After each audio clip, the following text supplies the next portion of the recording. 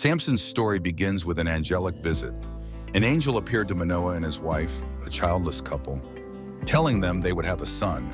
But there was a condition. He would be a Nazirite, dedicated to God from birth. They were to avoid wine, unclean food, and never cut his hair. The boy, named Samson, grew to become Israel's strongest warrior, empowered by God to fight their enemies, the Philistines. Samson's strength was unmatched.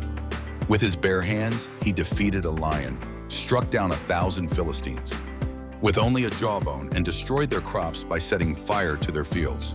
The Philistines feared him, for no one could match his might. But Samson had a weakness. His heart was easily swayed by love. He fell for Delilah, a Philistine woman who was bribed by the Philistine leaders to discover the secret of his strength. After much persuasion, Samson revealed his secret. His strength lay in his uncut hair, the final mark of his dedication to God.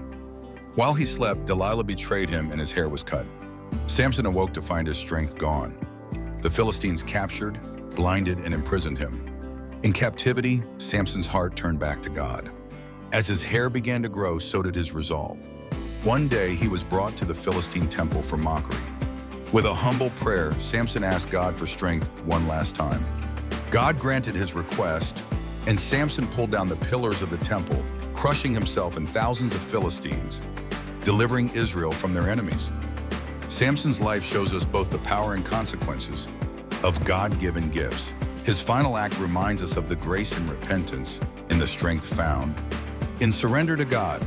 Don't forget to click the subscribe button for more Bible stories.